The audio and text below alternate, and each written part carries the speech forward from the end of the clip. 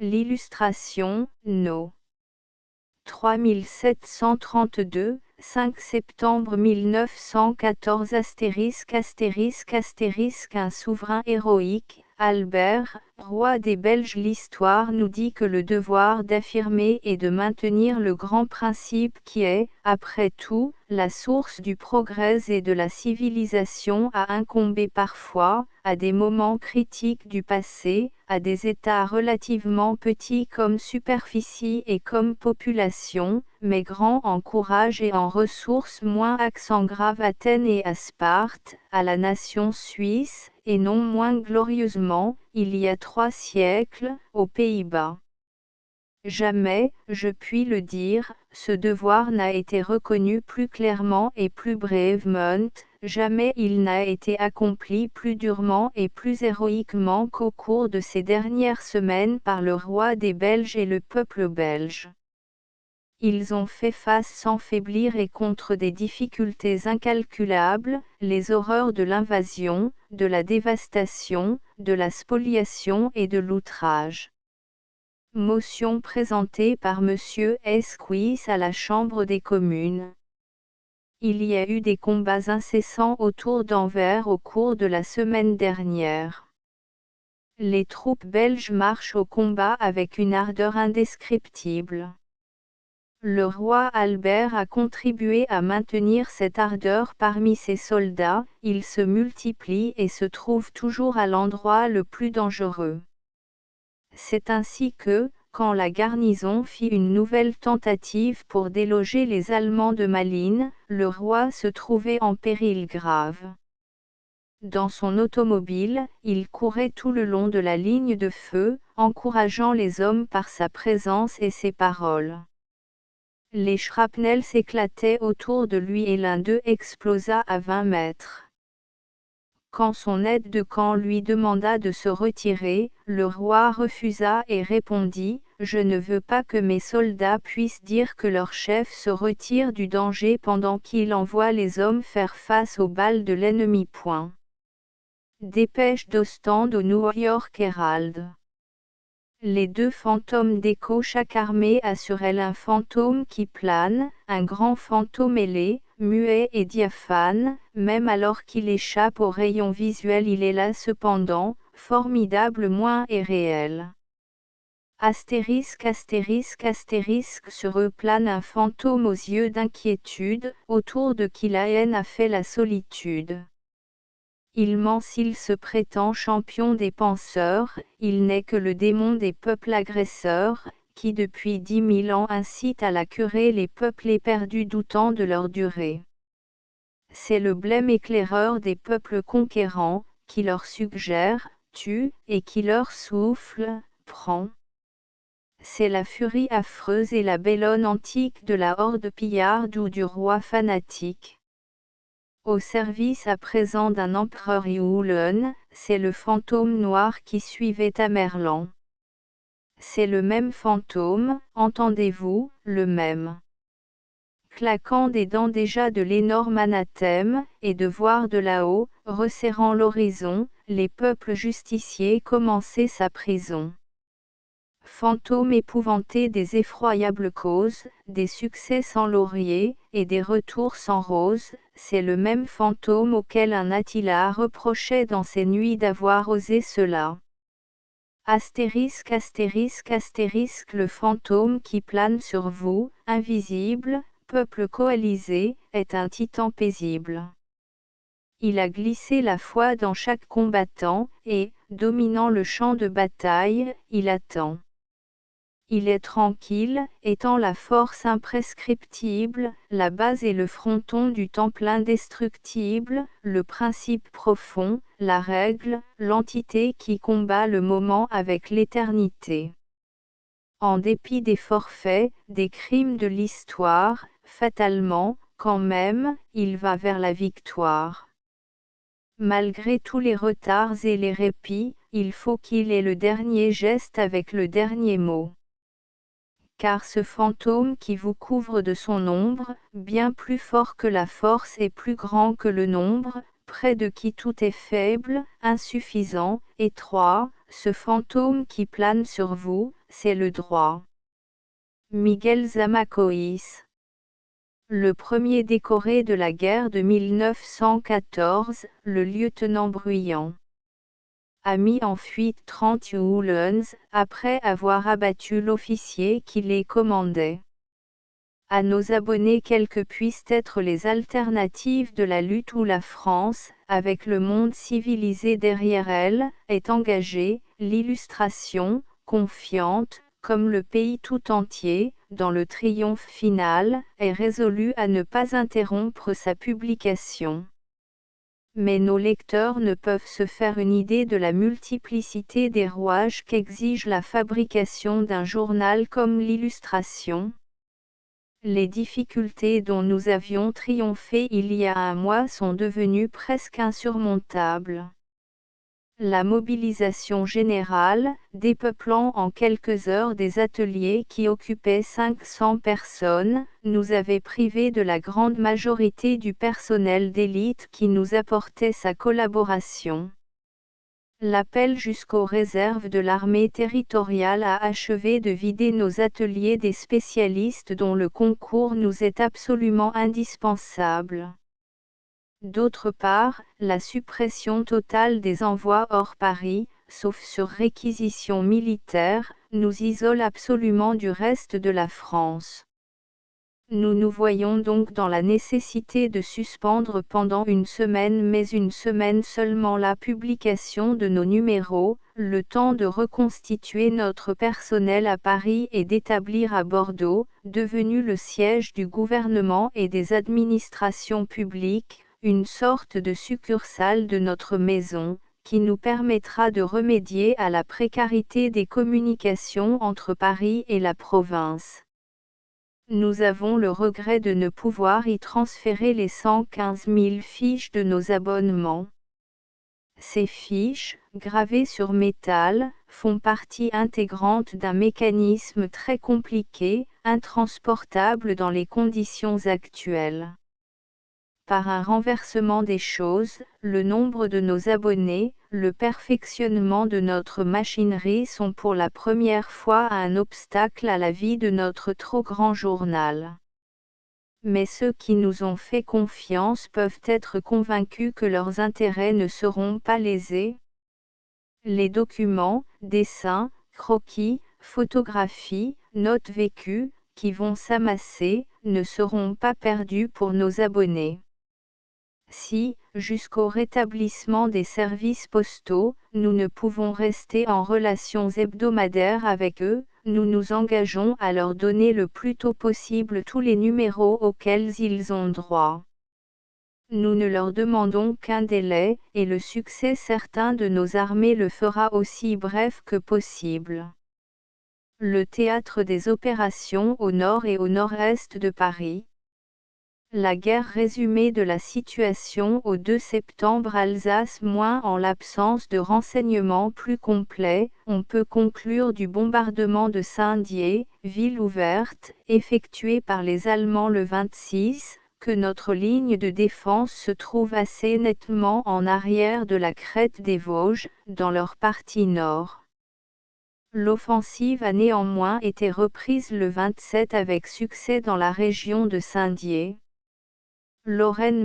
Les combats sont ininterrompus dans la région entre les Vosges et Nancy, alternative de progrès et de recul par rapport à la ligne de la Mortagne sur laquelle nous sommes établis maintenant, avec une avance de notre droite. Nous progressons sur la rive droite du Sanon. Longwy, défendu par un seul bataillon, a capitulé le 27 août après une défense de 24 jours. Sur la Meuse.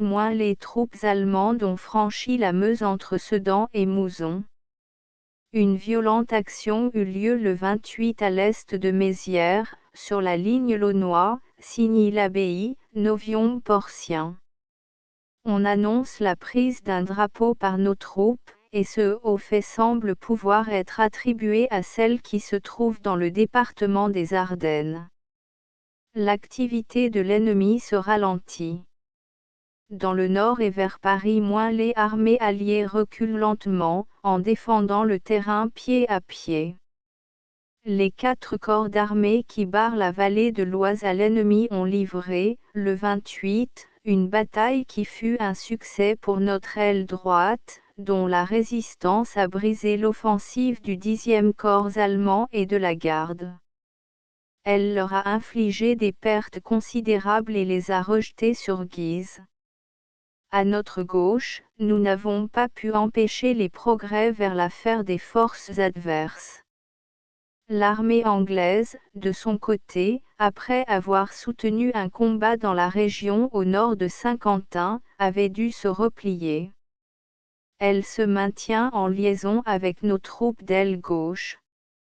Des détachements de cavalerie ennemis ont inquiété la région Lille Valenciennes-Cambrai, mais sans être suivis par leurs troupes dont l'axe de marche est la vallée de l'Oise et l'objectif Paris. De ce côté, nous n'avons pu arrêter leur progression.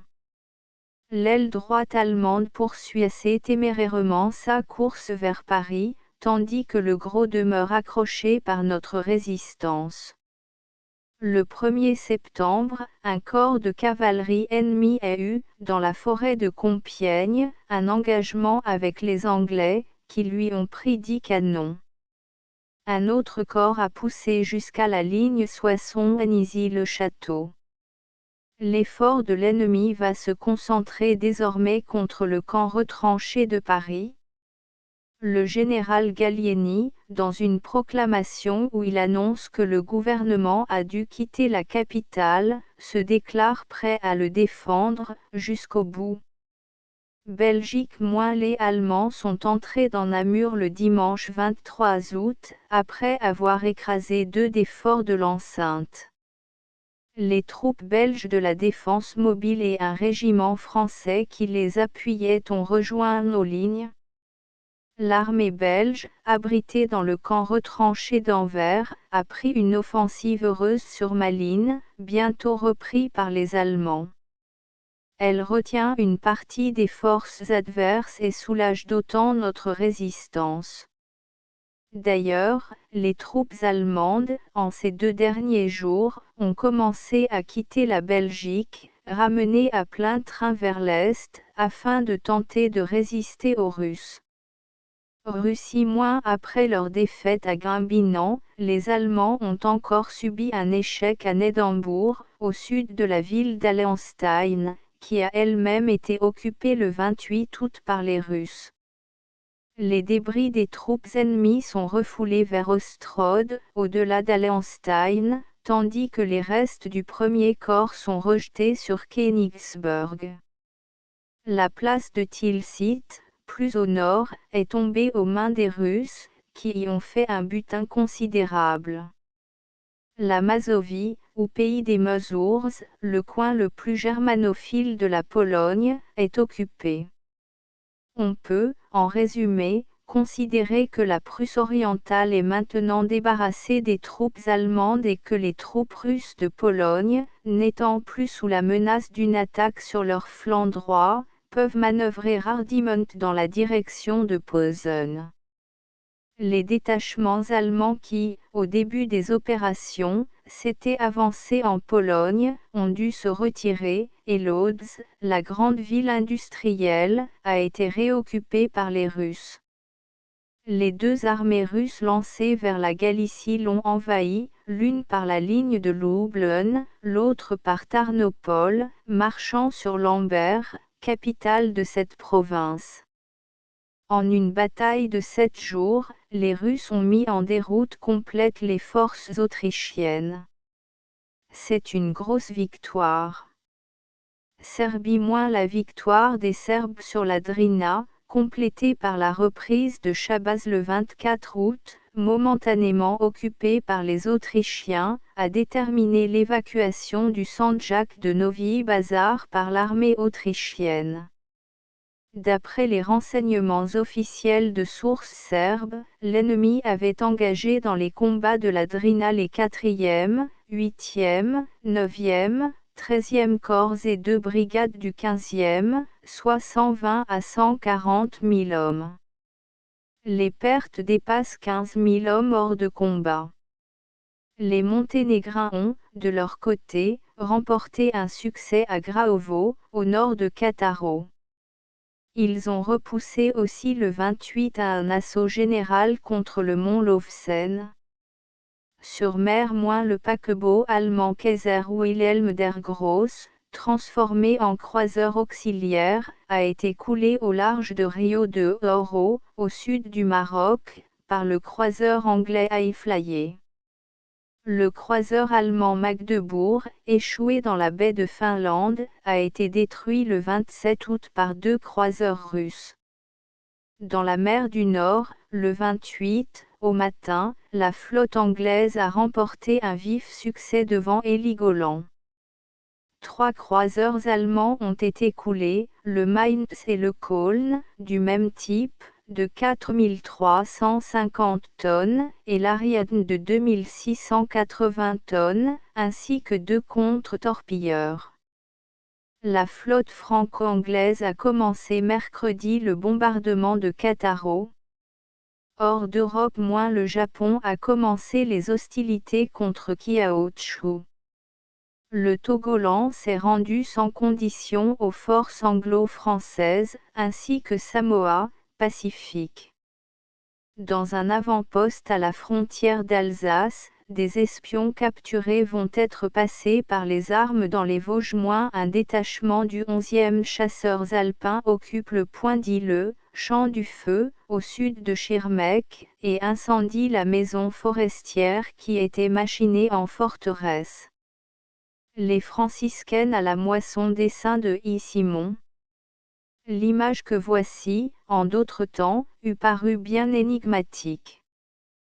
Que font ces femmes, vêtues de blanc, qui, la figure reposée, presque souriante sous le grand voile que la brise soulève autour de leurs épaules, travaillent au champ?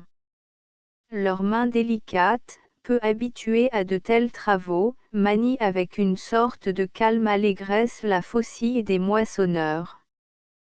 Car elles font la moisson. Qui sont-elles? Le large turban qui soutient leur coiffure est un peu celui de nos dames infirmières de la Croix-Rouge, et de leurs gestes, de leur aspect se dégage une sorte de majesté religieuse. Le vieux paysan les regarde, et l'on devine qu'il n'est pas là, lui, pour commander. Il n'oserait pas. Ces femmes sont des religieuses, en effet. Et c'est dans les champs qui entourent leur maison de retraite, au Châtelet, près Saint-Brieuc, dans le département des Côtes-du-Nord, qu'elles ont été vues ainsi, l'autre jour, moissonnant sous le soleil doux qui chauffait la campagne bretonne. Ces franciscaines, missionnaires de Sainte-Marie, nos soldats et nos explorateurs les ont rencontrées en Chine, aux Indes, à Madagascar, au Maroc, au Congo, apôtres et patriotes propageant leur foi, et, avec leur foi, la pensée française. Aujourd'hui, c'est d'une façon nouvelle, et tragiquement inattendue, qu'elles se dévouent. Elles remplacent, dans leur armorique, les jeunes hommes qui sont allés défendre la patrie. Elles travaillaient, elles priaient naguère pour la plus grande France, pour la France qui conquiert. Elles travaillent à présent, elles prient pour la France qui se défend. Un coin du village alsacien de Badonviller, reconquis sur les Bavarois, qui l'avaient incendié. Convoi de blessés traversant le village de Bremesnil, qui fut également reconquis après avoir été brûlé. Rue des Vinaigriers, à Paris, une bombe lancée par un aéroplane allemand a provoqué une explosion de gaz. Dans le jardin d'une maison de la rue de Lausanne, à Anvers, une bombe lancée par un zeppelin a causé des dégâts plus sérieux. Bombes et incendies. Le contraste. Un soldat allemand blessé est descendu avec d'infinies précautions de l'automobile qui l'a amené à Ostende. Illustration, les blessés gardant le sourire. Faute aide. Jacques. Pau. Dans cette atmosphère d'ardeur et de foi où nous vivons, il est un fait qui a fortement contribué à nous affermir dans notre confiance, c'est l'état moral où nous avons vu, toujours et partout, nos blessés. Tous ont été touchés en face. Ils en sont fiers. Et si quelques-uns laissaient paraître sur leur visage une ombre d'inquiétude ou de crainte, ce seraient ceux qui redoutent de ne pouvoir être guéris assez tôt pour retourner au front. Le photographe peut se camper devant n'importe lequel des trains qui les ramènent, viser le premier groupe qui s'offre à son objectif. La formule habituelle de l'opérateur est ici superflue, il sourit sans qu'on le leur dise. Notre admirable 75 moins une batterie changeant de position. Dans la lutte acharnée que livre depuis un mois notre armée, elle a eu 2 éléments de succès dont la valeur a été unanimement reconnue, moins même de l'ennemi qui a avoué la crainte qu'il lui inspire, notre excellent canon de 75, le long et fin canon de campagne, et nos tirailleurs indigènes.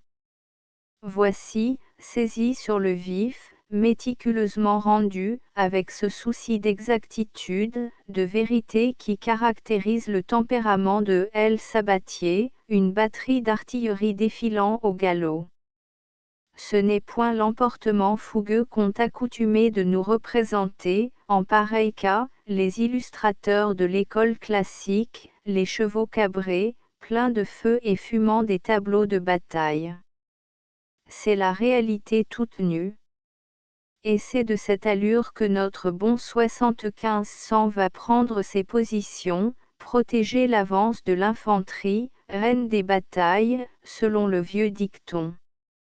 Je verrai toujours, écrivait récemment un officier, sous le bombardement des dernières minutes, une batterie française sans aller tranquillement, au petit trot, prendre position. Et sans autre témoignage atteste l'habileté de nos pointeurs ainsi que l'efficacité terrible de nos obus à la mélinite. Nos contingents d'Afrique moins les tirailleurs indigènes à la charge. Et voici l'infanterie africaine moins celle qui impressionne le plus l'ennemi, celle qui, dans les récentes actions, a tenu un rôle prépondérant, et qui, notamment, eut cet honneur de donner, au moment suprême, dans l'une des journées les plus importantes, contre la garde impériale elle-même moins et de l'enfoncer, à la baïonnette, bien entendu. Ce sont eux encore, les Turcos, comme persiste à les appeler le public en souvenir de leurs exploits anciens, et quelle que soit leur origine qui, à Charleroi, dans l'épique et farouche bataille pour la possession de la ville, prise, reprise et disputée avec un acharnement infernal, dans une ruée superbe, arrête un moment l'ennemi supérieur en force. Leur première sortie avait échoué, les Turcos, dit le Times, avec leur bravoure légendaire, prirent alors une autre sortie et réussirent à atteindre la batterie allemande dont ils tuèrent tous les servants. Le dessin de El Sabatier montre les braves tirailleurs dans la préparation de l'acte décisif, s'avançant, au signal de la charge, d'un irrésistible élan dans le terrain même le plus difficile, le plus accidenté.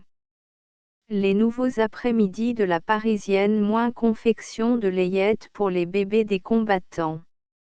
Dès le premier jour de la mobilisation, un élan magnifique de charité et de solidarité nationale emporta Paris et la France entière. On ne songea d'abord qu'à ceux qui allaient se battre, dans tous les mondes, parfois avec un enthousiasme un peu bruyant, mais excusable, plus souvent avec une discrétion éminemment louable. Nos femmes, nos filles, nos enfants, se disputèrent l'honneur de travailler pour les blessés, s'ingéniant à grouper tous les concours, à utiliser toutes les ressources, toutes les compétences pour organiser des ambulances, selon les derniers progrès de la science. Puis, on s'aperçut qu'il y avait d'autres œuvres presque aussi urgentes à accomplir. Les futures infirmières, hier encore occupées de frivolité, préparèrent des layettes pour les bébés laissés par les combattants, tandis que d'autres se préoccupaient déjà de confectionner des vêtements d'hiver pour les marmots des travailleuses privées de ressources. À ces dernières, plusieurs ouvroirs ont offert une aide précieuse en les faisant travailler, moyennant un modique salaire, au profit d'infortunes encore plus grandes. Et quel que soit le quartier de l'ouvroir ou son niveau social, on y retrouve le même dévouement, les mêmes espoirs, la même sérénité. L'approvisionnement de Paris en bétail vivant moins un aspect nouveau de la pelouse de Longchamp. Tous les Parisiens ont constaté qu'après une gêne fort légère pendant les premiers jours de la mobilisation, le ravitaillement de la capitale a repris son cours normal. On peut même affirmer que, si les prix de la viande se sont bien maintenus, ceux des autres denrées furent rarement aussi bas. Paris peut-il être complètement investi ? Cette éventualité semble peu probable, étant donné l'état de nos armées et l'étendue du périmètre jalonné par les forts détachés. Mais, si le fait se produisait, la population parisienne serait assurée de pouvoir supporter un long siège, sans avoir à redouter des jours de disette ou de famine. La mobilisation à peine décrétée, on s'est, en effet, préoccupé de parer à tout. Les divers champs de course ont été réquisitionnés et convertis en parcs à bestiaux. Longchamp contiendra bientôt 7000 bœufs, l'hippodrome d'Auteuil, le polo, la pelouse de Bagatelle, reçoivent également un fort contingent, l'enclos du tir aux pigeons est réservé pour les moutons. Des montagnes de fourrage se dressent dans les clairières du bois, sévèrement gardées par la troupe. Et ces opulents troupeaux assemblés devant les tribunes du pesage, pour parer aux tristesses de la guerre, donnent plutôt l'impression de richesse pacifique que l'on rencontre en temps de poing des belles plaines de France. Un des dépôts de fourrage qui se constitue au bois de Boulogne. La foule, à travers les grilles, s'efforce d'effleurer les pieds du pontife avec des rosaires ou des médailles. Le cercueil est descendu dans la crypte de la Confession pour être déposé dans un caveau provisoire. À Saint-Pierre de Rome, l'exposition du corps de Pie X dans la chapelle du Saint-Sacrement est le dernier acte des funérailles. Le conclave, en dépit des événements tragiques qui désolent l'Europe, le conclave s'est ouvert le lundi 31 août, c'est-à-dire dans le délai traditionnel de 10 jours suivant la mort du pape. Le gouvernement italien, avec un tact parfait, a garanti aux cardinaux la plus complète liberté et, suivant l'usage, des carabiniers à cheval montent la garde autour du Vatican où le Sacré Collège se trouve emprisonné pour quelques jours. La chapelle Sixtine aménagée pour le conclave. Faute ch Abniacar. Sauf la grande entrée, dont seul possède les clés le cardinal Camerlingue et le maréchal du conclave, toutes les portes ont été murées. En outre, on a masqué avec des auvents toutes les fenêtres par où s'éclairent les cellules des cardinaux et les logements de leur suite. Car les princes de l'Église ne sont pas seuls, avec eux sont enfermés leurs secrétaires ou conclavistes, les gardes nobles chargés du service intérieur du palais, les prélats attachés à divers offices et tous les gens de service. Ces emmurés n'ont de communication avec le dehors que par 4 tours, utilisées pour leur faire passer leur correspondance, et, depuis le dernier conclave, leurs journaux. Un bulletin de vote au conclave. C'est dans la chapelle Sixtine, spécialement aménagée, que se tiennent les séances de vote, suivant un cérémonial plusieurs fois séculaire dont nous rappelons les grandes lignes. Au-dessus de l'autel, garni de draperies rouges, un baldaquin de velours violet rehaussé d'or abrite une tapisserie dite du Saint-Esprit qui se détache sur la fresque du jugement dernier. Au pourtour de la chapelle, les cardinaux sont assis sous de petits dais, chacun ayant devant lui une table avec ce qu'il faut pour écrire et une bougie allumée pour cacheter son bulletin. Ce bulletin est double, de façon à pouvoir servir également pour le scrutin normal, et pour l'accession à laquelle on recourt quand l'élection traîne en longueur. Dans ce cas, chaque cardinal déclare ou bien accéder à personne, ou bien se rallier à un candidat différent de celui pour lequel il a voté d'abord et qui a obtenu précédemment un certain nombre de suffrages. On additionne les voix ainsi recueillies avec celles du scrutin ordinaire, et, si un cardinal en a les 2/3, il est proclamé pape. Le nom du candidat est inscrit au milieu du bulletin, entre le nom du votant et une devise, signat, personnel, et le papier est déposé dans un calice après avoir été plié de façon que la bande médiane reste seule visible. Les trains sanitaires pour le transport des blessés en haut, l'office et la cuisine moins au centre, l'ensemble du train moins en bas, à gauche, la chambre du médecin-major et du pharmacien-major, à droite, une des voitures pour 8 blessés.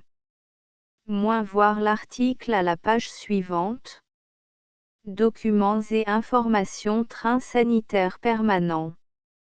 Les transports d'évacuation des blessés de guerre se font au moyen de trains sanitaires permanents ou improvisés, pour les grands blessés dont le transport nécessite beaucoup de soins et de management, et de trains ordinaires pour les malades dont l'état moins grave permet la station assise. Les trains sanitaires permanents, les seuls qui nous occupent aujourd'hui, sont organisés dès le temps de paix. Leur installation a fait l'objet d'études nombreuses et approfondies de la part du service de santé de l'armée, ce qui permet l'évacuation des grands blessés dans les meilleures conditions d'hygiène et de confort. Ces trains constituent de véritables hôpitaux roulants. Chacun comprend 23 wagons. Un wagon est spécialement réservé à la chirurgie, instruments, objets de pansement, appareils à fracture, etc., à la pharmacie et à la lingerie. 16 wagons sont consacrés aux blessés, avec 8 lits par wagon, soit au total 128 blessés par train. Un wagon est réservé aux officiers, au nombre de 4, à un médecin-major, médecin-chef du train, un médecin aide-major, un pharmacien-major, un officier d'administration affecté au train comme gestionnaire. Un autre wagon est destiné aux infirmiers, 28 y compris les gradés. 3 voitures sont réservées à la cuisine, à la dépense et aux provisions. Ces voitures sont particulièrement bien aménagées, rien n'a été négligé pour que la préparation des aliments puisse être aussi parfaite qu'il est possible pour des hommes blessés et malades. Un cuisinier de métier, assisté de 2 aides, tous 3 prévus dans le personnel, sont préposés à cet office. Mieux que toutes les descriptions, nos photographies montrent quel soin a été apporté à l'installation et au bon fonctionnement de ces services importants. Le 23e wagon sert pour mettre les débarras et le combustible. Tous les wagons communiquent entre eux par des plateformes qui permettent au personnel de circuler d'un bout à l'autre du train. On le voit par ce court résumé, le service de santé de notre armée a assuré dans les meilleures conditions l'évacuation des blessés. Prisonnier de marque. 100 ans après Waterloo, le descendant direct du généralissime prussien, Lebrecht von Blücher, prince de Wellstad, a trouvé le moyen de se faire prendre par les gendarmes anglais dans des circonstances fort peu dramatiques. Le prince de Blucher avait acheté, voici quelques 10 ans, un des îlots de l'archipel anglo-normand, Hermes, entre Guernesey et Sercq. Il y avait fait construire un somptueux château.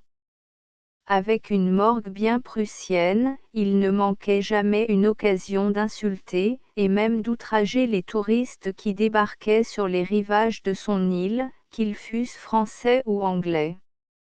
Les autorités militaires de Guernesey l'avaient donc, à l'œil. Jusqu'au dernier moment, l'héritier du vainqueur de Waterloo avait conservé l'espoir que l'Angleterre, l'ancienne alliée de la Prusse, contemplerait en spectatrice le terrible conflit que l'Allemagne voulait et préparait. Il ne se décida à boucler ses malles qu'au reçu d'un télégramme de Berlin.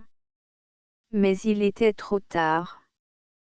La nuit de la déclaration de guerre, soit 1 heure après l'expiration du délai imposé à l'Allemagne pour l'évacuation de la Belgique, des agents de police de Guernesey débarquaient à Hermes, envahissaient le château et arrêtaient le prince au saut du lit. Triste aventure pour le descendant d'un héros national. Hermes, notons-le en passant, est le seul coin d'Europe où vivent en liberté des marsupiaux. L'île appartenait précédemment à un riche Australien qui y acclimata 2 couples de kangourous, dont la progéniture s'est multipliée. L'abbé Wetherley, en costume civil, arrivant à Pontarlier. L'abbé Wetherley. Parmi les nombreux Alsaciens qui, en dépit des tracasseries et des menaces allemandes, ne cessèrent d'employer toute leur énergie à maintenir l'idée française au pays annexé, il n'en fut guère de plus écouté, de plus influent peut-être, que l'abbé Wetherley, député d'Alsace-Lorraine au Reichstag et directeur, à Colmar, du Nouvelliste d'Alsace-Lorraine. Tous les Français ont été heureux d'apprendre que l'abbé Wetherley a réussi à échapper à la vindicte allemande. Il quitta Colmar le 25 juillet, et atteignit Bâle le lendemain, passant inaperçu devant les autorités prussiennes, grâce au costume civil qu'il avait échangé contre l'habit ecclésiastique, et sous lequel le représente notre gravure, à son arrivée sur le sol français, à Pontarlier. Comment fonctionnent les services de l'intendance militaire ? La mobilisation des vivres précède, accompagne et suit la mobilisation des hommes. C'est une organisation formidable et admirable, il faut sans accent grave coup assurer quotidiennement la subsistance de 2,5 millions de bouches. Toutes nos régions ne sont pas également riches, la production, la concentration du vivre doivent donc s'opérer selon des plans aussi précis que la formation et la concentration des troupes. Ce service est assuré par 3 groupes d'officiers parfaitement distincts, les officiers d'administration, les intendants, et les contrôleurs d'armée. Les officiers d'administration, véritables fourmis de l'armée, qui portent au col et au képi la petite étoile d'or, amassent et entretiennent l'approvisionnement colossal où, quotidiennement, puisent les convois bien clos et bien gardés qui vont ravitailler nos armées. À chaque courrier arrivent des ordres dont l'exécution est immédiate, on expédie, le jour même, les centaines de mille de rations de pain, les innombrables caisses de conserve, les fourrages et le bétail demandé. Les officiers aux petites étoiles sont en même temps chargés des réquisitions et de la fabrication, réquisition de farine, de bétail, fabrication du pain, des conserves, etc. Depuis le début de la guerre, ces réquisitions se font avec une facilité émouvante, le paysan donne tout ce qu'il a pour l'armée, il ne discute plus. On doit en théorie établir avec lui une estimation à l'amiable, mais il s'en rapporte entièrement aux officiers. Vous savez mieux que moi, dit-il, ce que vous déciderez sera bien point. Et c'est partout ainsi. les intendants forment, dans l'armée, une élite intellectuelle. Leur recrutement est très sévère. Le plus grand nombre est passé par l'école polytechnique ou par l'école d'état-major. Certains, et non les moins appréciés, sortent du corps même des officiers d'administration. Docteurs en droit presque tous, ils sont, après un concours spécial très ardu, devenus les fonctionnaires, galonnés d'argent, qui décident. C'est sous leurs ordres que les officiers aux étoiles exécutent, la décision demeurant séparée de l'exécution. En général, les intendants, commandants, colonels, généraux sont les officiers de l'armée les plus jeunes de leur grade. La plupart, actuellement, sont aux frontières avec tout un état-major d'officiers d'administration. Quelques-uns seulement sont demeurés dans leurs régions respectives et sur ces derniers pèsent les plus gros fardeaux et les plus lourdes responsabilités. Au-dessus des intendants il y a les hommes noirs, les contrôleurs de l'armée, personnages tout-puissants qui, dans cette grande agitation, continuent d'examiner avec le calme le plus parfait et la plus lucide minutie toutes les comptabilités. Parfois même, quand c'est nécessaire, ils suppléent les intendants. C'est grâce à cette organisation d'élite qu'il y a partout, dans notre armée, abondance de vivres.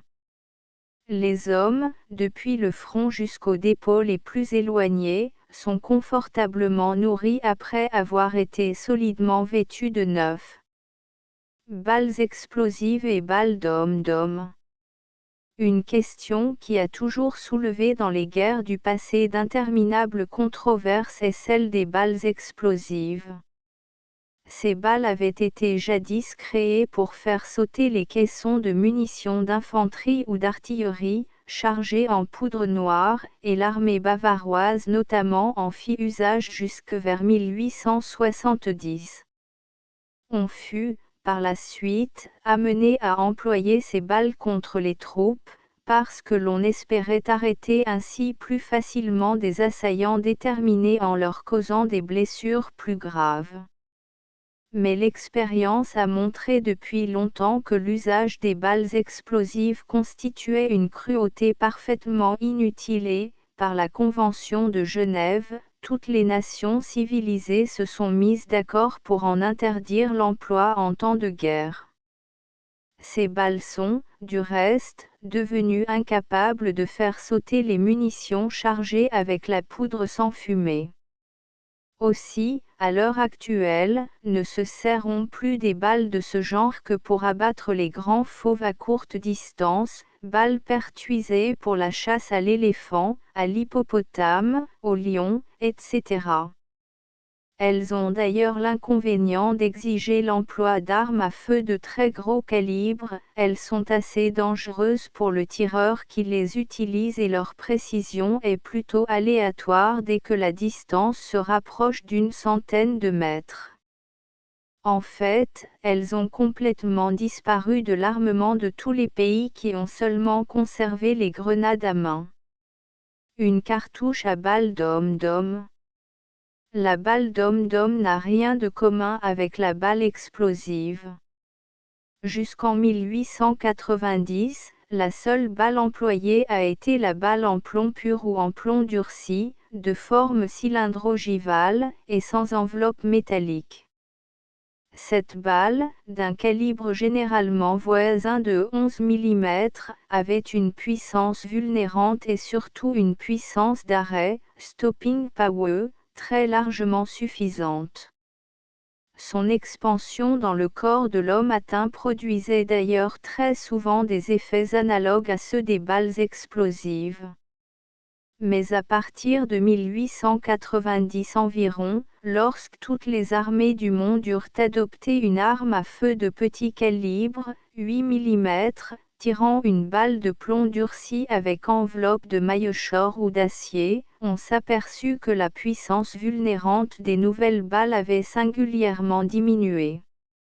À l'heure actuelle, un blessé qui a eu le poumon, ou l'abdomen, traversé par une balle de 8M/M, et surtout par une balle de 6M/M5 comme la balle italienne ou la balle japonaise, guérit très souvent avec une facilité déconcertante, d'où le nom de balle humanitaire donné à ce projectile vers 1895.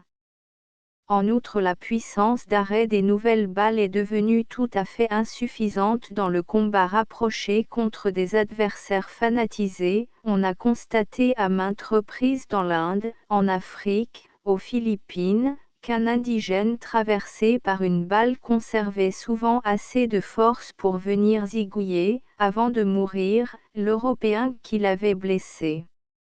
C'est cette constatation, faite pour la première fois par les Anglais, au Chitral qui a amené ceux-ci à fabriquer les balles dites balles dom-dom, du nom de la fabrique hindoue où on les confectionnait. Les premières balles dom-dom, car il existe un grand nombre de modèles différents de ces projectiles, possédaient leur enveloppe en maillotchore fendue en croix à la partie avant, ce qui permettait au noyau de plomb intérieur de s'épanouir dans la blessure, comme le faisaient en 1866 ou en 1870 les balles en plomb nu de 18M/M ou de 11M/M alors en usage. Mais ces balles se déformant dans le canon ou dans l'air tiraient fort mal. On leur substitua bientôt des balles analogues à la balle express inventée aux États-Unis pour la chasse aux grands animaux. La nouvelle balle dom-dom présentait à l'avant un trou cylindrique borgne qui avait pour effet de produire une sorte d'éclatement du projectile au moment où il rencontrait le but. Les cipayes anglais de l'Inde emportèrent en Chine pendant la campagne de 1900 des munitions de ce modèle. Cette balle ne tire pas très bien, il faut, pour lui rendre sa précision, boucher le trou qu'elle présente à l'avant soit avec de la cire, soit avec une petite capsule de cuivre mince. Enfin, on a employé des balles de plomb de petit calibre avec enveloppe métallique interrompue à l'avant. L'armée suisse a eu longtemps des balles de ce genre et la Société française des munitions fabrique, pour les sociétés de tir, une balle analogue, dite balle de stand qui présente une très grande précision. On a bientôt reconnu, toutefois, que, dans les guerres européennes, l'emploi des balles dom-dom était assez peu justifié et ne constituait guère qu'une cruauté inutile, comme jadis celui des balles explosives. Par un article spécial de la Convention de la Haye, toutes les puissances du monde se sont interdit l'emploi dans les guerres régulières, de toutes les balles à enveloppe fendue ou interrompue.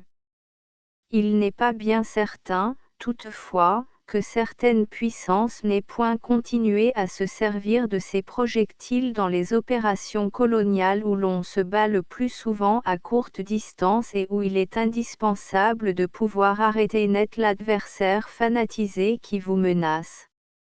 C'est là une précaution parfaitement légitime, aussi la balle express est-elle d'un usage courant avec les revolvers ou les pistolets automatiques, armes de défense rapprochées. L'usage de cette balle est non moins légitime contre les Apaches et l'on trouve un peu partout des cartouches de revolver ou de pistolets automatiques munis de balles express, c'est-à-dire de balles dom-dom. Ces munitions sont presque toujours d'origine américaine ou anglaise.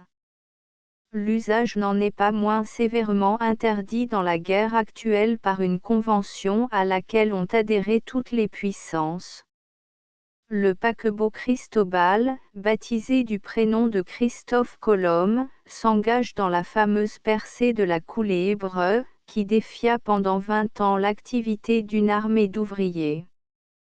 Le canal de Panama est ouvert. Le gouvernement américain avait préparé une fête internationale pour célébrer l'inauguration du canal interocéanique. Les événements d'Europe ont réduit le brillant programme aux proportions d'une cérémonie purement locale, selon l'expression du communiqué. Le 16 août, un navire du ministère de la Guerre des États-Unis, l'Ancon, a franchi les écluses de Gatun en l'espace de 70 minutes, plusieurs navires de commerce les franchirent derrière lui. Le canal était désormais ouvert officiellement au commerce. Quelques jours auparavant, le 3 août, le paquebot Cristobal avait inauguré officieusement la nouvelle voie maritime en passant des eaux de l'Atlantique dans celles du Pacifique. Nos deux photographies représentent cette inauguration, avant la lettre. Il est réconfortant, à l'heure où la France a été amenée à faire œuvre de guerre, de constater que toute la presse américaine vient de rendre ardemment hommage, en cette occasion, au génie français, initiateur de cette gigantesque œuvre de paix. Le Cristobal vient de franchir l'écluse supérieure pour pénétrer, allé par une locomotrice, dans le lac artificiel de Gatun. Les reliefs du sol et le mouvement des armées. Carte figurant le relief du sol dans la région est et nord-est du bassin de Paris. Les mouvements des armées se trouvent en quelque sorte déterminés par les formes du terrain où elles opèrent, et les lignes de défense, comme les points d'attaque, sont pour ainsi dire marqués d'avance par les reliefs et les dépressions du sol. Il nous paraît donc utile de présenter à nos lecteurs un tableau sommaire des lignes topographiques directrices du théâtre de la guerre. Cette esquisse leur permettra de saisir la raison des directions prises par les armées, et d'apprécier la valeur des diverses positions qui auront été occupées. Si l'on examine une carte de l'Europe centrale et occidentale, au nord des Alpes, on remarque deux zones parallèles, absolument distinctes. C'est d'abord une longue traînée de larges îlots montagneux, les monts de Bohême, le vaste complexe de reliefs et de plateaux que coupe le Rhin, de Bâle à Coblence, et qui comprend, sur la rive gauche du fleuve, les Vosges, l'Innsbruck et l'Eifel que prolonge l'Ardenne, enfin, en France, notre massif central. Au nord et à l'ouest de ces reliefs, le sol s'abaisse et c'est une suite de vastes plaines, l'Allemagne du Nord, la Hollande, le bassin de Bruxelles et, en France, le bassin de Paris. Sous ce dernier nom, les géographes et les géologues désignent non pas les environs immédiats de Paris, ni même l'ensemble des régions drainées par la Seine et ses affluents, mais toute la région relativement déprimée comprise entre l'Ardenne, les Vosges, le versant nord du plateau central et le massif armoricain. Ce vaste territoire, qui renferme en quelque sorte le cœur de la France, n'est ouvert ni vers le nord-est, ni vers l'est, du côté de la frontière allemande, comme on l'affirme trop souvent. Au contraire, les épisodes géologiques qui ont affecté cette partie de la France y ont créé, du côté de l'Allemagne, trois lignes de défense naturelle. Dans la région orientale du bassin de Paris, les affleurements des assises de différents âges plongent vers l'intérieur de la dépression en formant comme une série de cuvettes emboîtées les unes dans les autres. Les bords extérieurs de ces cuvettes s'étant trouvés soumis à de puissantes érosions dans le cours des âges géologiques, il en est résulté une série de falaises tournées vers l'est et le nord-est, des auréoles, pour employer le vocabulaire géologique.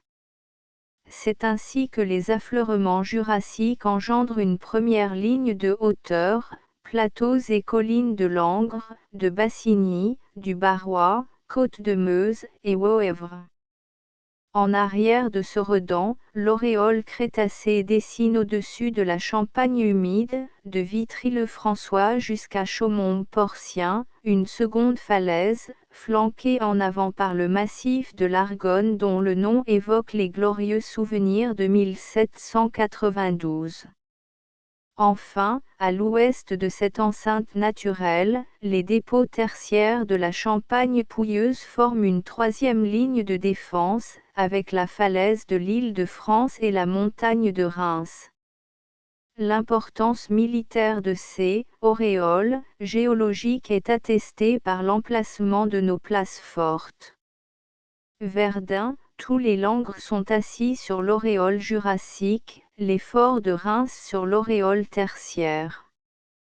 Flanqués à l'est par les Vosges et au nord par l'Ardenne, renforcés par de nombreuses fortifications et garnis de nombreuses troupes pleines d'ardeur, ces trois lignes de défense naturelle présentent à l'adversaire un front solide. Aussi les Allemands ont tenté de le tourner par le nord. De ce dernier côté, en effet, les lignes de circonvolution du bassin de Paris présentent deux brèches dangereuses. La première, relativement étroite, est produite par une extension de l'auréole jurassique à travers le Luxembourg, au milieu de l'Ardenne. La vallée de la Chiers, affluent de droite de la Meuse, Longwy et Stenay en détermine la situation. Par cette brèche, il est possible de tourner les côtes de la Meuse et l'Argonne, puis de déboucher dans la vallée de l'Aisne.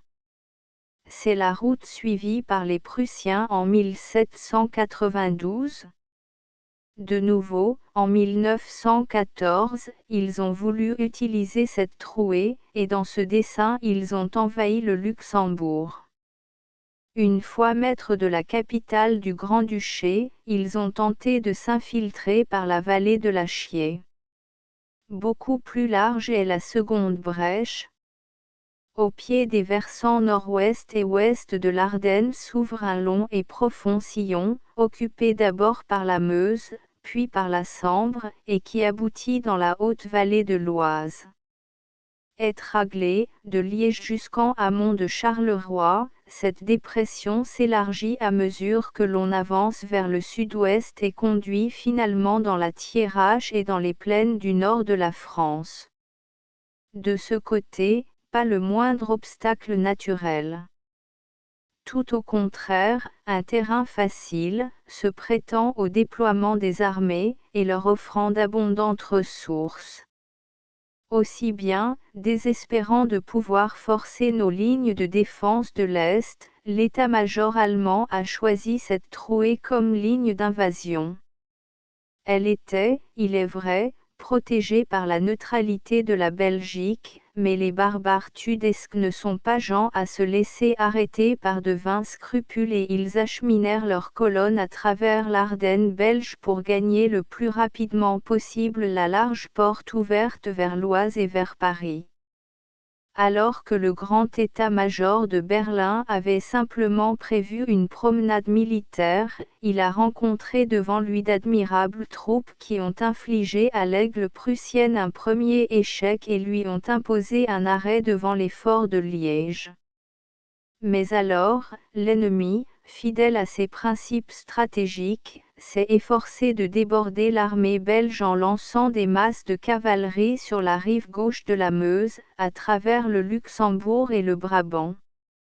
Aujourd'hui, le théâtre des opérations s'étend sur 4 régions naturelles différentes.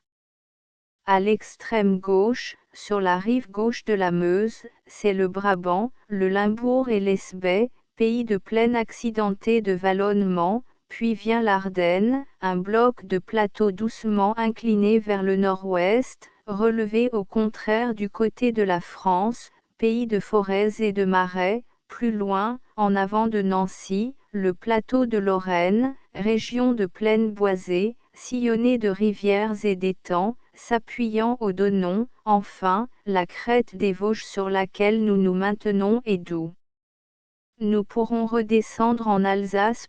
Charles Rabot. Les volontaires étrangers. Un embarquement de volontaires étrangers aux environs de Paris. Parmi tant de spectacles réconfortants auxquels nous assistons depuis un mois, il en est un qui semble les résumer tout, c'est l'empressement des volontaires de toute nationalité à s'enrôler sous notre drapeau. Cet empressement atteste à la fois la justice de notre cause, la sympathie qu'elle impose, l'espoir qu'elle inspire. À Paris, seulement, près de 30 000 étrangers ont demandé à servir la France. On a choisi d'abord les plus valides et on en a formé plusieurs groupes, sans distinction de nationalité, qui, une fois habillés et équipés, seront exercés au métier militaire, puis dirigés sur le front. Notre photographie représente le départ d'un train où sont réunis des Belges, des Suisses, des Italiens, des Hongrois, des Polonais, des Russes, des Serbes, prêts à combattre pour un même idéal. Le théâtre est des opérations en Galicie, en Pologne et dans la Prusse orientale. Agrandissement. Les croquis de la semaine, par Henriot. Le jeune engagé, et dépêchez-vous, caporal, de m'apprendre l'exercice, je veux arriver là-bas avant que ce soit fini.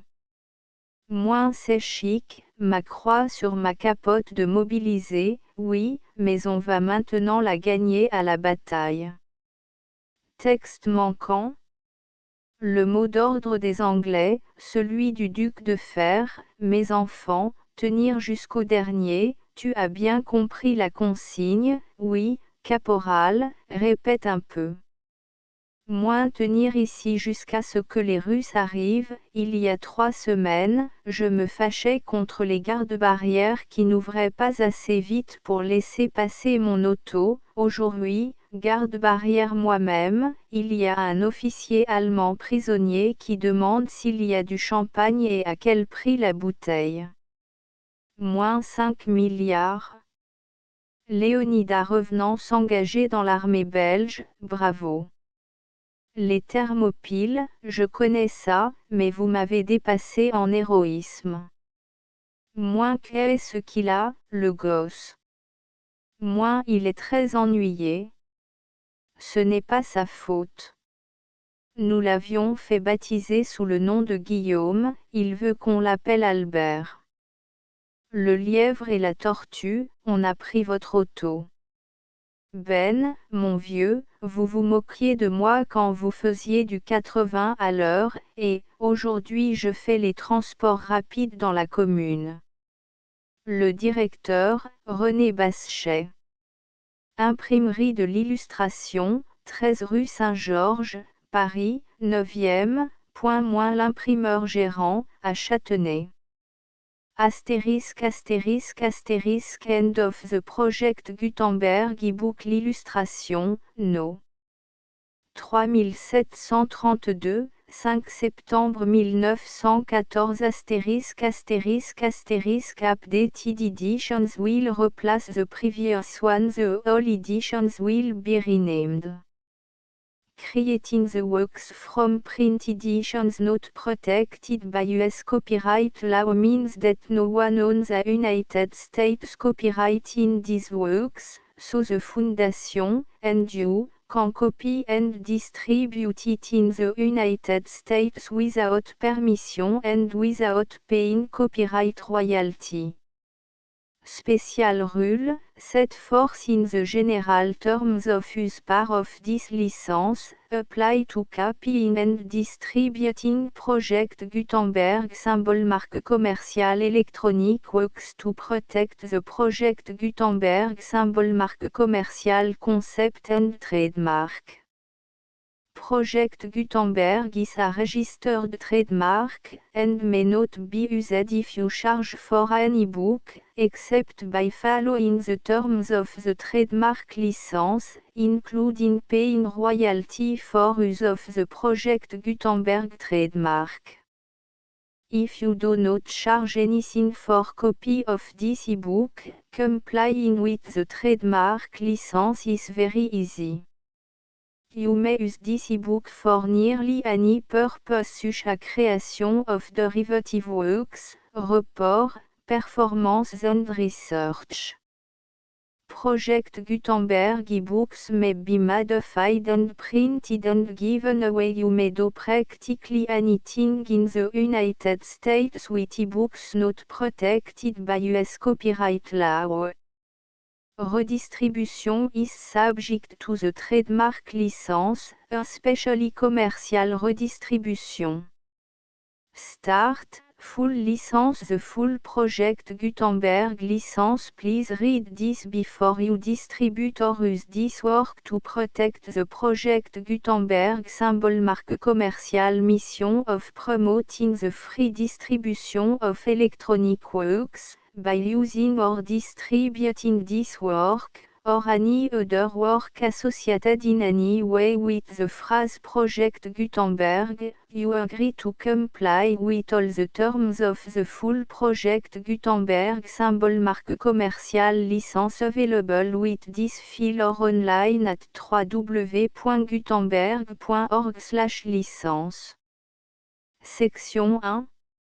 General Terms of Use and Redistributing Project Gutenberg symbol. Marque commerciale electronic works. 1.a By reading or using any part of this Project Gutenberg symbol. Marque commerciale electronic work, you indicate that you have read, understand, agree to and accept all the terms of this license and intellectual property, trademark / copyright, agreement.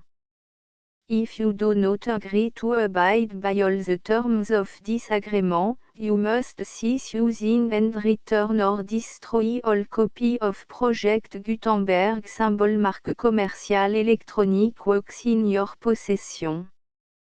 If you paid a fee for obtaining a copy of or access to a Project Gutenberg symbol. Marque commerciale electronic work and you do not agree to be bound by the terms of this agreement, you may obtain a refund from the person or entity to whom you paid the fee as set forth in paragraph 1.e.8.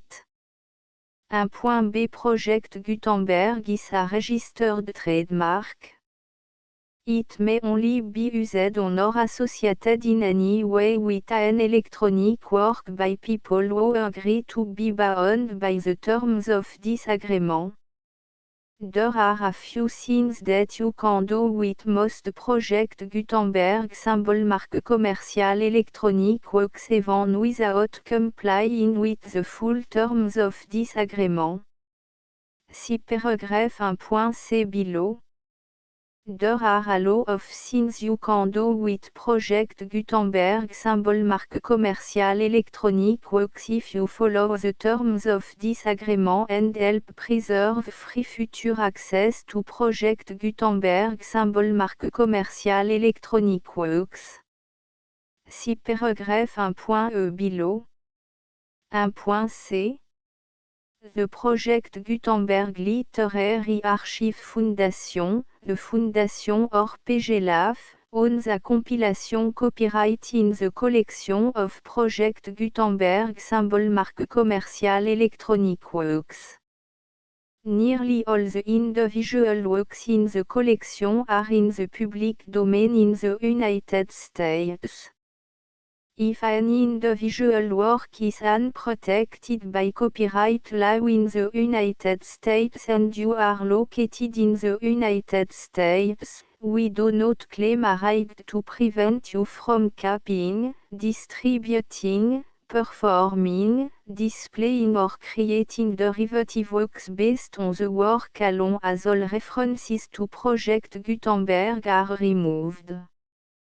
Of course, we hope that you will support the Project Gutenberg symbol. Marque commerciale mission of promoting free access to electronic works by freely sharing Project Gutenberg symbol. Marque commerciale works in compliance with the terms of this agreement for keeping the Project Gutenberg symbol. Marque commerciale name associated with the work.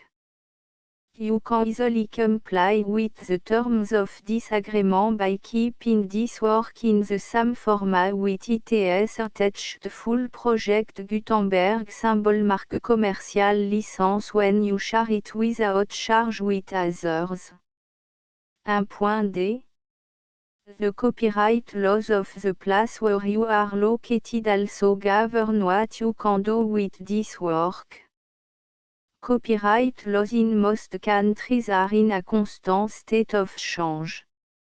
If you are outside the United States, check the laws of your country in addition to the terms of this agreement before downloading, copying, displaying, performing, distributing or creating derivative works based on this work or any other project Gutenberg symbol marque commercial work. The Foundation makes no representations concerning the copyright status of any work in any country other than the United States. Unless you have removed all references to Project Gutenberg. 1.1. The following sentence, with active links to, or other immediate access to, the full Project Gutenberg symbol marque commercial license must appear prominently whenever any copy of a Project Gutenberg symbol marque commercial work, any work on which the phrase Project Gutenberg appears, or with which the phrase Project Gutenberg is associated, is accessed, displayed, performed, viewed, copied or distributed. This ebook is for the use of anyone anywhere in the United States and most other parts of the world at no cost and with almost no restriction whatsoever. You may copy it, give it away or reuse it under the terms of the Project Gutenberg license included with this ebook or online at www.gutenberg.org. If you are not located in the United States, you will have to check the laws of the country where you are located before using this ebook. 1.2. If an individual Project Gutenberg symbol marque commercial electronic work is derived from texts not protected by US copyright law, does not contain a notice indicating that it is posted with permission of the copyright holder, the work can be copied and distributed to anyone in the United States without paying any fees or charge.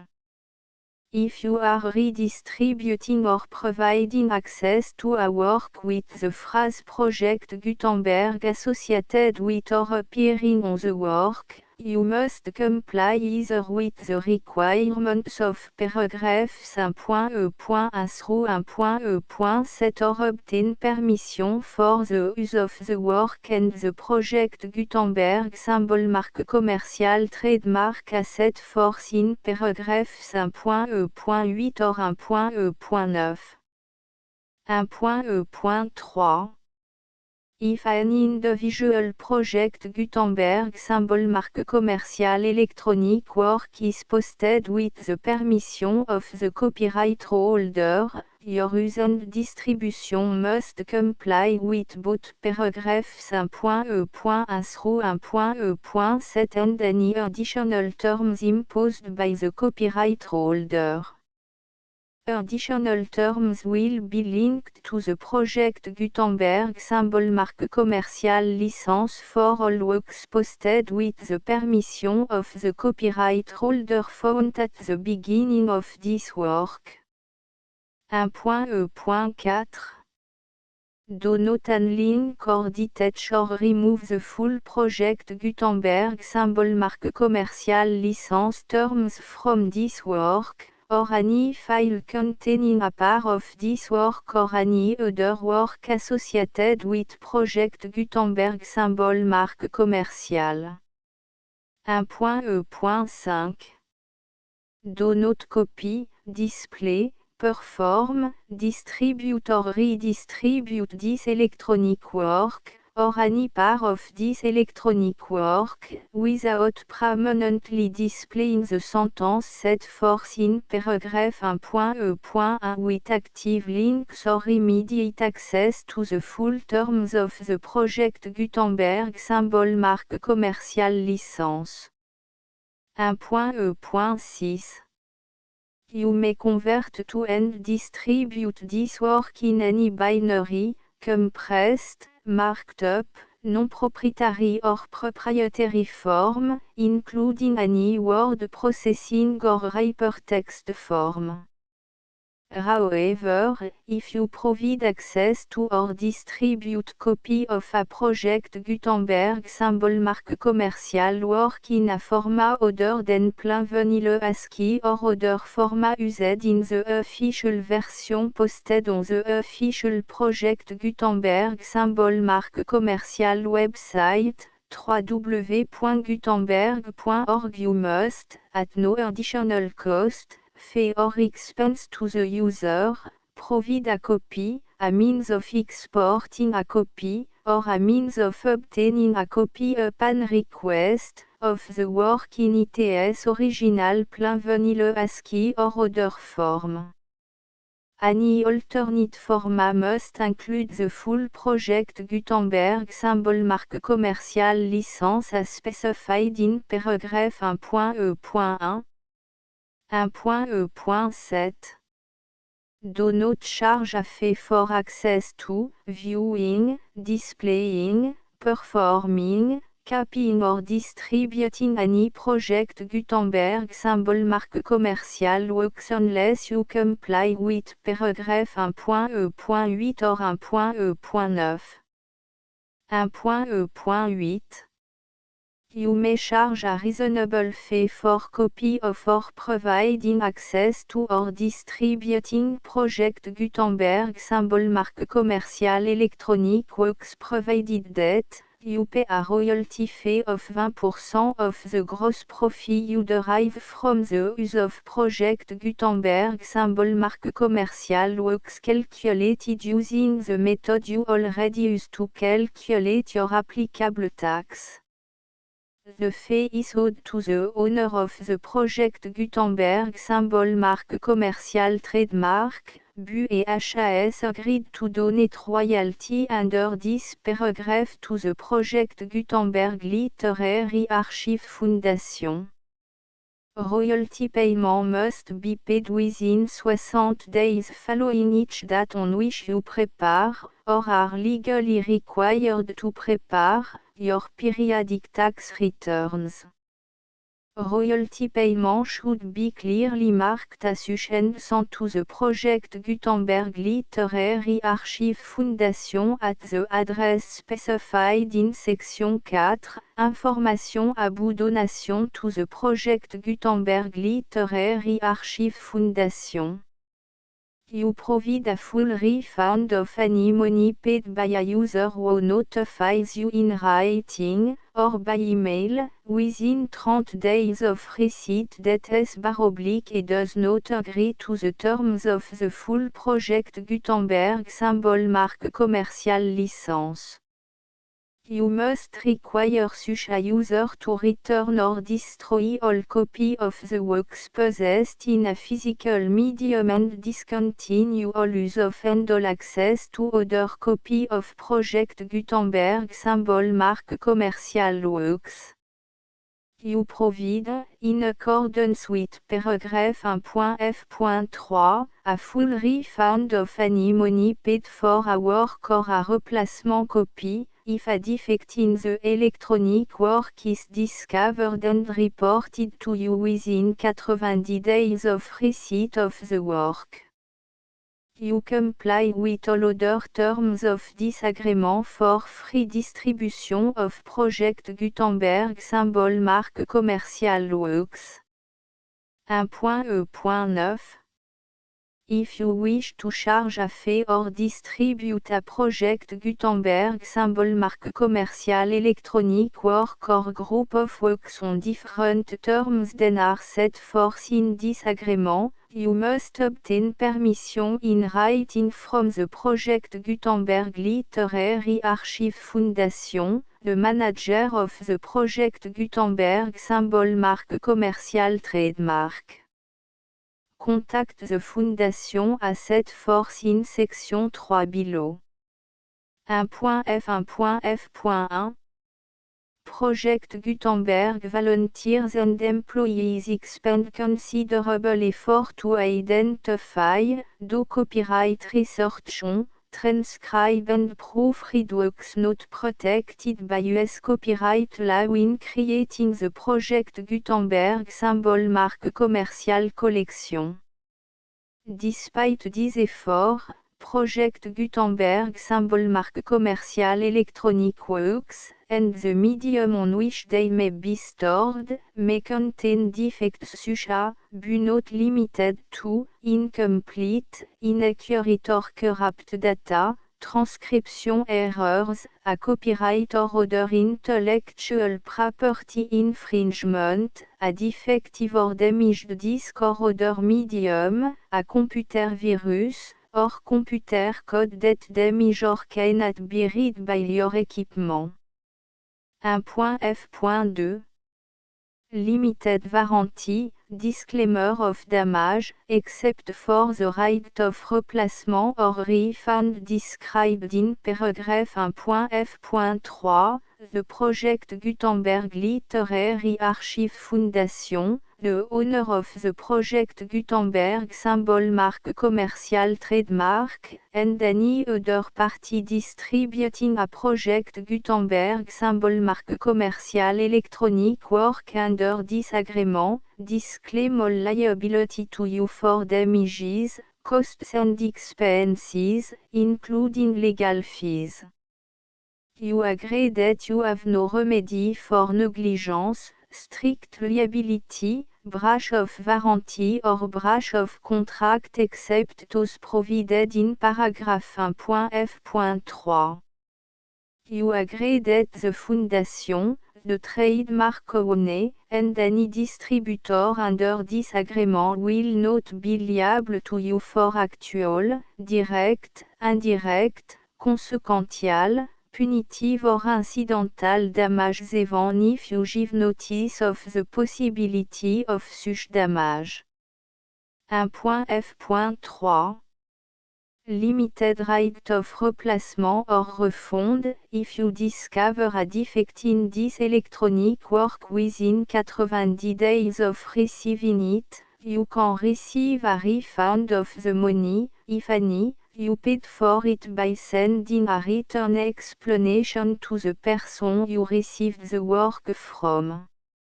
If you received the work on a physical medium, you must return the medium with your written explanation.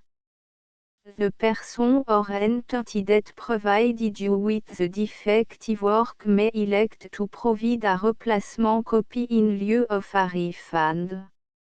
If you received the work electronically, the person or entity providing it to you may choose to give you a second opportunity to receive the work electronically in lieu of a refund.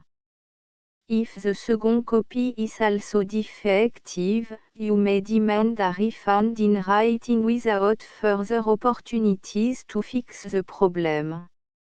1.f.4 Except for the limited right of replacement or refund set forth in paragraph 1.f.3, this work is provided to you as, with no other warranties of any kind, express or implied, including but not limited to warranties of merchantability or fitness for any purpose.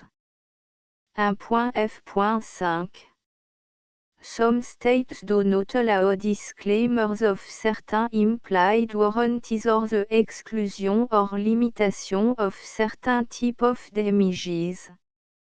If any disclaimer or limitation set forth in this agreement violates the law of the state applicable to this agreement, the agreement shall be interpreted to make the maximum disclaimer or limitation permitted by the applicable state law.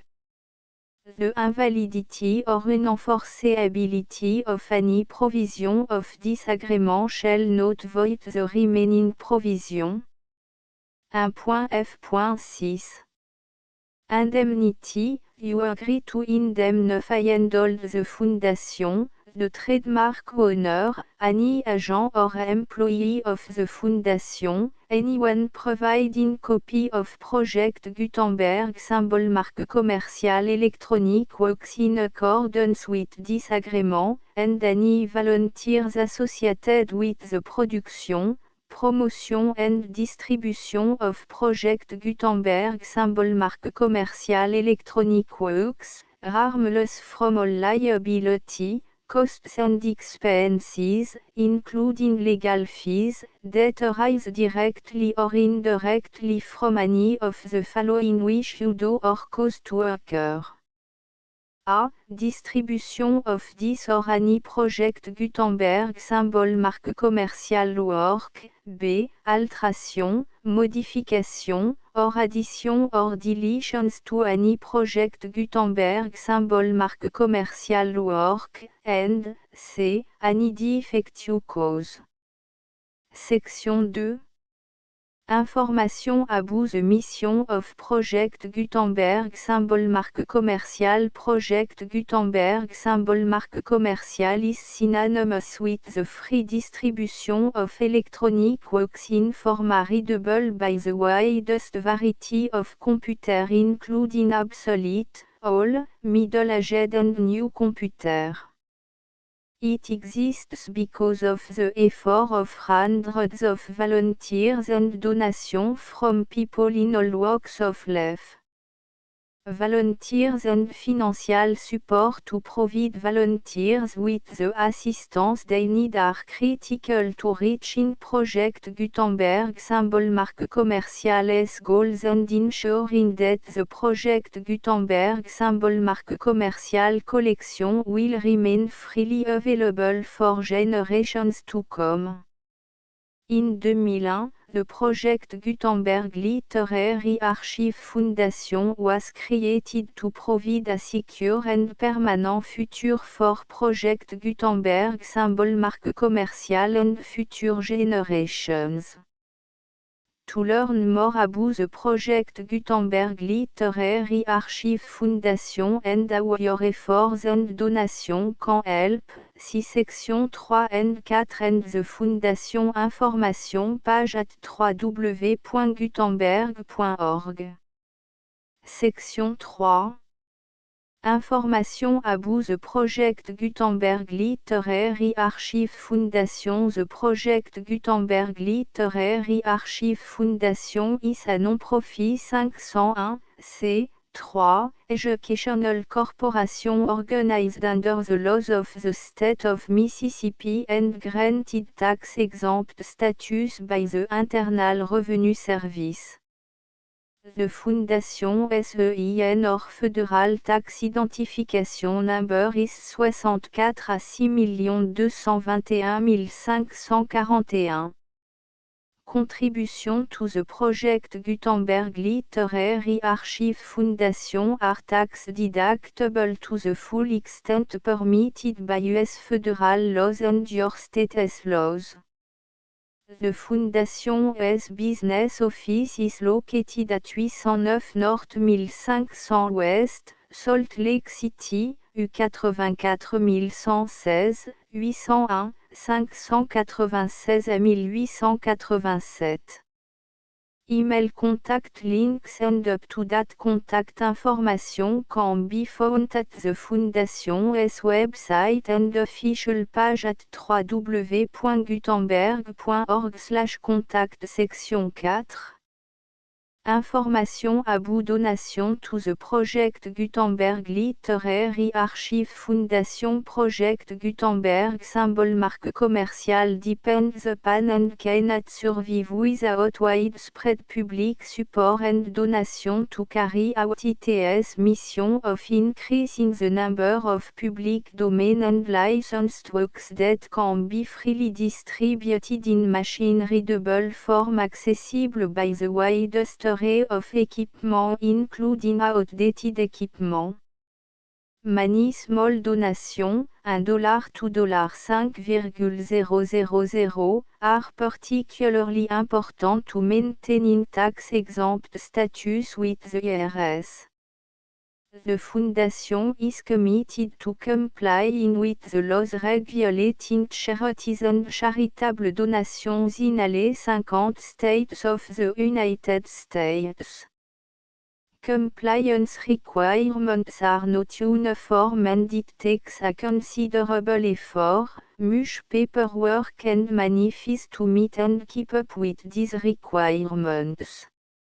We do not solicit donations in location where we have not received written confirmation of compliance.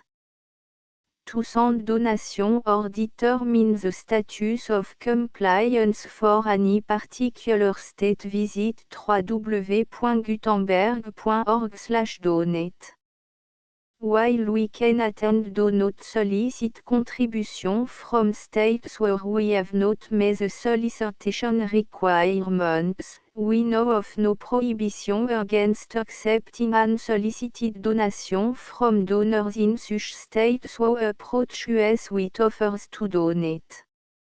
International donations are gratefully accepted, but we cannot make any statements concerning tax treatment of donations received from outside the United States. US laws alone swam for small staff. Please check the Project Gutenberg webpage for current donation methods and addresses. Donations are accepted in a number of other ways including checks, online payments and credit card donations. To donate, please visit www.gutenberg.org/donate. Section 5. Général information about Project Gutenberg symbol marque commerciale électronique works. Professor Michael S. R. was the originator of the Project Gutenberg symbol marque commerciale concept of a library of electronic works that could be freely shared with anyone. For 40 years, he produced and distributed Project Gutenberg symbol marque commerciale ebooks with only a loose network of volunteer support. Project Gutenberg symbol marque commerciale ebooks are often created from several printed editions, all of which are confirmed and not protected by copyright in the US unless a copyright notice is included. Thus, we do not necessarily keep ebooks in compliance with any particular paper edition. Most people start at our website which has the main page search facility, www.gutenberg.org. This website includes information about Project Gutenberg symbol marque commerciale, including how to make donation to the Project Gutenberg Literary Archive Foundation, how to help produce our new ebooks, and how to subscribe to our email newsletter to read about new ebooks.